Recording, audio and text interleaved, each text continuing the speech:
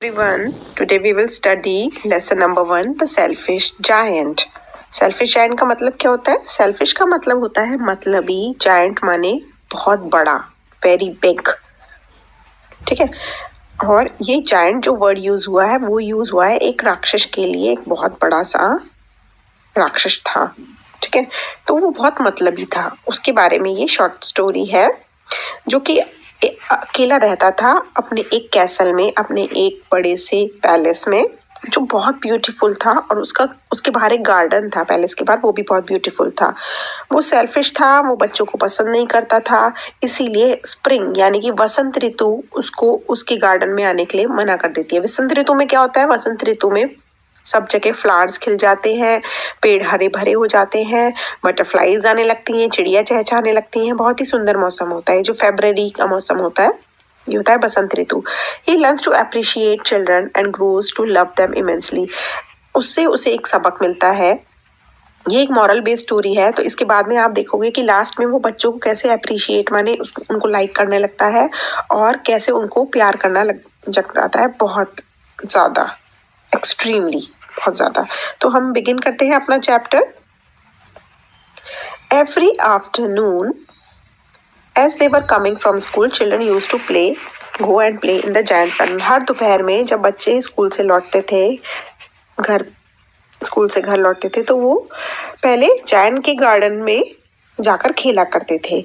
उन दिनों वहां पर जायंट नहीं रहता था, जायंट नहीं था, अभी बच्चे वहां पर खेलते थे। वो बहुत ही प्यारा सा गार्डन था, सॉफ्ट ग्रीन ग्रास थी, इधर उधर सब जगह ग्रास थी, ब्यूटीफुल फ्लावर्स थे, ऐसे जैसे इतने प्यारे फ्लावर्स थे जैसे कि वो चमक रहे हो तारों की तरह। 12 पीच ट्रीज थे। Spring time broke out into delicate, और जब जैसे ही बसंत का मौसम आता था तो वो सारे में वहां पे blossom of pink and purple, blossom माने फूल, अलग अलग फूल लद जाते थे वहां पर, बुरी तरह छा जाते थे, पिंक पर्पल कलर के। और ऑटम यानी कि पतझड़ के सीजन में उसमें फ्रूट्स आ जाया करते थे। बर्ड्स बैठती थी वहां पर, गाना गाती थी मीठा मीठा। चिल्ड्रन बिल्कुल भी उस खेल को बंद नहीं करना चाहते थे, और जब वो चिड़ियों की आवाज सुनते थे तो वो चुप हो जाते थे बच्चे, और ध्यान से चिड़ियों का गाना सुनते थे। आप सोचो कितना प्यारा दृश्य होगा। बच्चे कह रहे हैं, सब मिलके कहते हैं, how happy we are here, हम यहाँ पर कितने खुश है, कितना एंजॉय कर रहे हैं, बड़ा मजा है। लेकिन एक दिन क्या होता है, वो जायंट वापस आ जाता है अपने कैसल में, अपने पैलेस में। वो अपने एक कॉर्निश ऑग्रे दोस्त के यहाँ गया हुआ था। कॉर्निश ऑग्रे क्या, वो भी एक जायंट था, कॉर्नवॉल सिटी का, वहां गया हुआ था, और उसके यहाँ कम से कम 7 सालों से वहीं रुका हुआ था। अब जब वो वापस आता है तो देखता है वहां पर बच्चे खेल रहे हैं उसके गार्डन में। वो चिल्लाता है, बोलता है कि वो अपनी तगड़ी सी एक भयंकर सी आवाज में चिल्लाता है, बोलता है, यहाँ पे आप क्या कर रहे हो? और बच्चे उसको देखकर और उसकी आवाज सुनकर भाग जाते हैं। ये मेरा गार्डन है, सिर्फ मेरा गार्डन है, वो बोलता है। वो सेल्फिश है ना, तो वो बोल रहा है मेरा गार्डन है, सिर्फ मेरा गार्डन है, मैं यहाँ किसी को भी खेलने की इजाजत नहीं दूंगा, बल्कि सिर्फ मैं ही यहाँ खेल सकता हूँ, रह सकता हूँ। तो उसने क्या करा, बहुत चौड़ी चौड़ी, बड़ी बड़ी, ऊंची ऊंची वॉल्स चारों तरफ लगा दी, और वहां पर एक नोटिस बोर्ड लगा दिया। अपने पार्क की उसने बाउंड्री कर दी बड़ी बड़ी। जो नोटिस बोर्ड लगाया था उस पे लिखा होता है, trace passers will be prosecuted. Trace passers होते हैं वहां से गुजरने वाले, वहां पे घुसने वाले। Will be prosecuted, prosecuted means उनके खिलाफ सख्त एक्शन लिया जाएगा, वो कुछ भी कर सकता है उनके खिलाफ। तो उसने ऑलरेडी एक वार्निंग दे दी है कि वहां पर घुसने वाले बिना परमिशन के उनको सजा दी जाएगी, पनिशमेंट दी जाएगी, क्योंकि वो एक सेल्फिश जायंट था। चिल्ड्रन जो थे, अब उनके पास कोई जगह नहीं थी खेलने के लिए। वो वहां खेलना भी चाहते थे रोड पर, लेकिन रोड जो थी वो बहुत धूल भरी थी, वहां पे बहुत पत्थर थे, और वो वहां पसंद नहीं करते थे। They used to wander around the great wall that when their lessons were over, जब उनकी पढ़ाई खत्म हो जाती थी तो वो वहां पर कूदते फांदते रहते थे, चाहते थे कि वह वॉल को पार कर जाए, और उसके अंदर, वॉल के अंदर जो ब्यूटीफुल गार्डन था उसकी बात करते थे, और फिर वो कहते थे हम वहां पर कितने खुश थे, एक दूसरे से बात करते थे कि हम वहां पर कितने खुश थे उस गार्डन में। अब धीरे धीरे करते करते स्प्रिंग का सीजन आ गया। सारी कंट्री में फूल खिले हुए हैं, सब जगह हरियाली है, सब जगह पेड़ों में फूलों से लदे हुए हैं। सिर्फ सेल्फिश जायंट का जो गार्डन है वहां पर अभी भी विंटर सीजन ही चल रहा है। आप सोचो, आप देखो, जैसे ये सेल्फिश जायंट का गार्डन है, यहाँ पर तो अभी विंटर सीजन ही चल रहा है, यानी कि यहाँ पे दिसंबर जनवरी चल रहा है, और इसके बाहर सब जगह फूल खिले हुए हैं और यहाँ पर स्प्रिंग आ गया है। लेकिन इसकी जो बाउंड्री है, इसके अंदर अभी भी विंटर सीजन ही चल रहा है। The birds did not care. अब विंटर सीजन चल रहा है तो विंटर में तो बर्ड्स भी गाना नहीं गाती हैं और वहां बच्चे भी नहीं हैं। ट्रीज के ऊपर ब्लॉसम भी नहीं हुआ, ट्रीज फूलों से भी नहीं लदे। ठीक है, एक छोटा सा फूल वहां से निकलना भी चाहता है, एक ब्यूटीफुल फ्लावर, वो अपना बाहर निकालता है सर ग्रास में से। लेकिन जब वो नोटिस बोर्ड देखता है और देखता है कि अरे यहाँ तो बच्चे भी नहीं आ सकते, तो वो वापस अपने ग्राउंड में घुस जाता है और फिर से सो जाता है। मीन्स पौधे भी नहीं निकल रहे हैं, कुछ भी नहीं निकल रहा है और विंटर वहां पर डेरा बसा चुकी है, क्योंकि वहां पे बच्चे ही नहीं आएंगे। तो वो सोचते हैं बच्चों के बगैर तो हम भी यहाँ पर नहीं आएंगे, तो वहां विंटर सीजन ही रहता है। तो only people who were pleased were, बस दो ही लोग वहां से खुश थे और वो थे स्नो यानी कि बर्फ, फ्रॉस्ट यानी कि ओस, जो कि आप समझ लो दिसंबर जनवरी में वेदर होता है हिली एरियाज में, वही दो लोग वहां पर थे। Spring has forgotten this garden, they cried. और वो स्नो और फ्रॉस्ट कहते हैं स्प्रिंग ने यहाँ आना ही छोड़ दिया है। So we will live here all the year, तो पूरे साल हम ही यहाँ रहेंगे। तो पूरे साल उसके गार्डन में कौन रहने वाला था? Winter season. क्यों? क्योंकि उसने बच्चों को आना बंद कर दिया था, बच्चों की एंट्री बंद कर दी थी। The snow covered up the grass with her great white cloak. Snow ने पूरी घास पर भी कब्जा कर लिया था। क्लोक माने उसे कपड़े पहना दिए थे। पूरी की पूरी सब चीजें जो है वो बर्फ से लदी हुई थी। Frost painted all the trees silver, और ओस ने सारे ट्रीज को सिल्वर रंग का कर दिया था।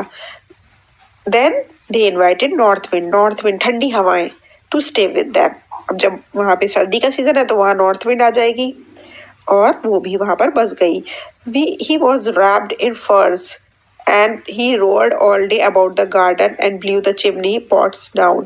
अब वो सारे दिन अपने आप को फर यानी कि वो जो फर वाले कपड़े होते हैं ना, बालों वाले, उसमें अपने आप को रैप रखता था। पूरे दिन घर में गार्डन में इधर उधर घूमता रहता था और चिमनी पॉट्स को blue the chimney pots down, और चिमनी पॉट्स को नीचे रखता रहता था। This is a delightful spot, he said. We must ask the hail to visit us। और फिर वो बोलता है, ये सब नॉर्थ विंड बोल रहा है, वो बोलता है कि ये अच्छी जगह है रुकने के लिए, अब मैं हेल को भी बुला लेता हूँ। यहाँ पर हेल क्या होता है? ओले। ठंड पड़ रही है ऑलरेडी, इतनी सब कुछ बर्फ में लदा हुआ है, वो बोलता है मैं ओलों को भी बुला लेता हूँ। सो हेल केम, तो ओले भी आ जाते हैं। Every day for 3 hours he ratted on the roof of the castle। हर दिन कम से कम 3 घंटे वो कैसल की छत पर बरसते थे और उनकी धीरे धीरे उसकी स्लेट्स भी, यानी कि जो उसके छत पे स्लेट्स लगी हुई थी वो भी खिसकने लगी, टूटने लगी। और फिर वो जोर जोर से गार्डन की चारों तरफ घूमने लगी। कौन? ओले, बर्फ और मिस्ट वहां पर ठहर चुकी है, ओस।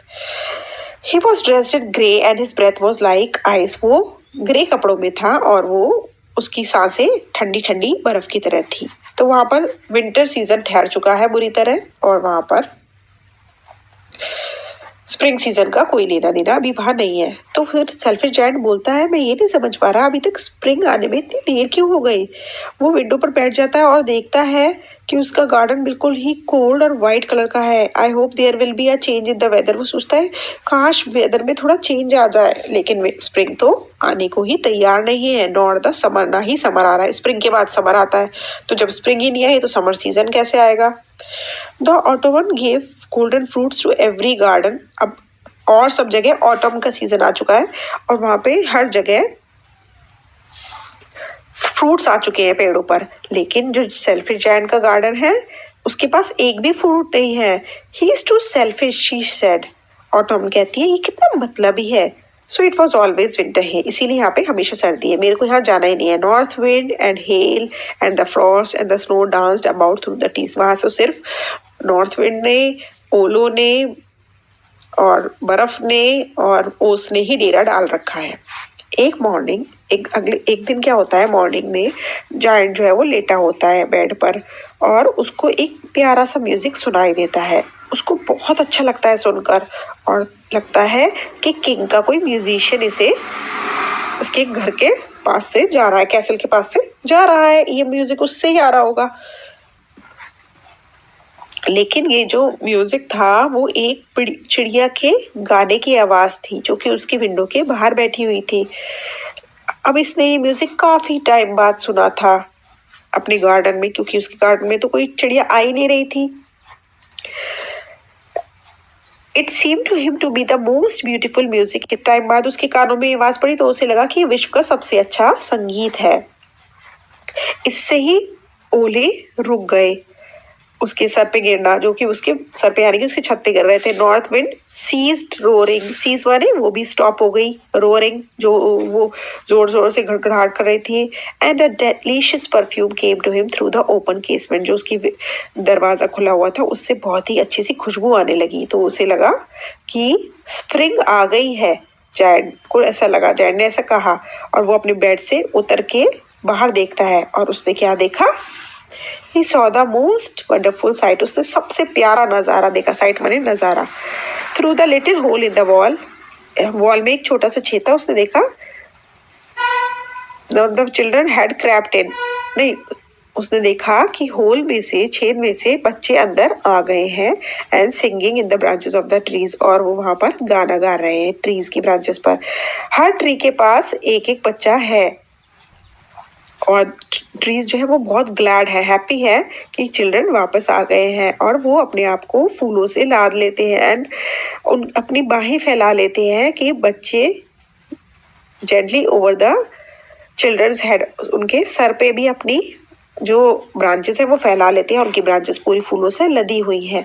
बर्ड्स भी गाना गाने लगी है, twittering with delight, dancing with delight, खुशी से नाच रही है। और फ्लावर्स लद गए हैं, वो एक दूसरे के ऊपर लहरा रहे हैं, खुश हो रहे हैं, हरी ग्रास के ऊपर है, गाना गा रहे हैं। बहुत ही प्यारा दृश्य था। अब कैसे हुआ ये दृश्य एकदम से चेंज, क्योंकि वहां एक छोटे से छेद से बच्चे अंदर आ गए हैं। Only in the corner it was still winter, सिर्फ एक कोने में अभी भी विंटर चल रही है। It was the farthest corner, थोड़ा दूर का कॉर्नर है गार्डन में, और वहां पर एक छोटा सा बच्चा है। वो इतना छोटा है कि वो ब्रांचेस तक नहीं पहुंच पा रहा, ऊपर कूदने की कोशिश कर रहा है लेकिन उन्हें छू नहीं पा रहा। ही वॉज वॉन्डरिंग, वो इधर उधर टहल रहा है और रोने लगा, क्योंकि poor trees was still quite. उसका वहां पे जो ट्री था वो भी अभी तक बर्फ से और ओस से लदा हुआ था। नॉर्थ विंड भी वहां बह रही थी और जोर जोर से आवाज कर रही थी। ट्री बोलता है, अरे बच्चे कूदो, ऊपर चढ़ो। और वो अपनी ब्रांचेस नीचे की तरफ और मोड़ लेता है, इतनी नीचे जितना कि वो कर सकता है, लेकिन छोटा बच्चा उस पर अभी भी नहीं चढ़ पा रहा। और इसको देखकर जायंट का दिल जो है वो पिघल गया और उसने कहा, how selfish I have been, मैं कितना मतलबी था। Now I know why the spring would not come here, अब मुझे पता चल चुका है यहाँ स्प्रिंग अब तक क्यों नहीं आई थी। मैं इस बच्चे को उठाकर ट्री के ऊपर बिठा दूंगा। Then I will knock down the walls, और मैं फिर सारी दीवारें गिरा दूंगा और मेरा गार्डन जो है वो बच्चों का एक प्लेग्राउंड बन जाएगा हमेशा के लिए। ही वॉज वेरी सॉरी, वो बहुत ही शर्मिंदा हो रहा था कि उसने ये क्या कर रखा था, बच्चों से ही अपने गार्डन को अलग करा था। तो वो so he crept downstairs and open the front door, तो वो नीचे की तरफ जाता है और फ्रंट डोर धीरे से खोल देता है। And went out in the garden, और गार्डन में चला जाता है। जब बच्चे उसे देखते हैं तो वो घबरा जाते हैं और भाग जाते हैं वहां से, और फिर उसके गार्डन में एकदम से बर्फ छा जाती है, विंटर आ जाता है। बस एक बच्चा वहां पर अभी भी रुका हुआ है जो वहां से भाग नहीं पाया। For his eyes were full of tears, क्योंकि वो रोया हुआ था तो उसने जायंट को नहीं देखा, आंखों में उसके आंसू भरे हुए थे। And he did not see the giant coming, the giant stole, जो जायंट है वो उसको पीछे से पकड़ लेता है और धीरे से उसको हाथ से पकड़कर उसको ट्री पर बिठा देता है। और जैसे ही वो ट्री पर बिठाता है, ट्री पे ब्लॉसम हो जाता है, बर्ड्स आ जाती हैं, गाने गाने लगती हैं, तो वो तरफ का हिस्सा भी जगमगा उठता है फूलों से और चिड़ियों की चहचहाहट से। बच्चा अपनी दोनों बाहें फैला देता है और जायंट की गर्दन में डाल देता है, राक्षस की गर्दन में, ठीक है, और उसको किस कर लेता है। और जो और बच्चे होते हैं जब वो देखते हैं कि जायंट एक विकेट, एक क्रूअल इंसान नहीं है, तो वो उसकी तरफ भाग के आ जाते हैं और उनके आने से ही स्प्रिंग भी आ जाती है। It is your garden now little children. देखो कितनी प्यारा सा मॉरल है। वो बोलता है बच्चों ये तुम्हारा गार्डन है। जायंट का दिल पिघल गया है, अब वो बच्चों को लाइक करने लगा है। ही टुक अ ग्रेट एक्स, उसने एक बहुत बड़ी सी कुल्हाड़ी उठाई और सारी की सारी दीवारें तोड़ डाली। और जब वहां से लोग मार्केट जा रहे थे, at 12 o'clock they found the giant, और उन्होंने 12 बजे के करीब देखा जायंट जो है बच्चों के साथ खेल रहा है अपने मोस्ट ब्यूटीफुल गार्डन में। तो वो बहुत ही चौंक जाते हैं। और इस स्टोरी से हमें ये मॉरल मिलता है कि with children there is happiness in the world. बच्चों से ही सारी खुशियां हैं। Children are so precious. Children से आने से स्प्रिंग आ गई, चिल्ड्रन के आने से जायंट का व्यवहार चेंज हो गया जो कितना एक क्रूअल विकेट इंसान था। So children you are our treasure box. Thank you.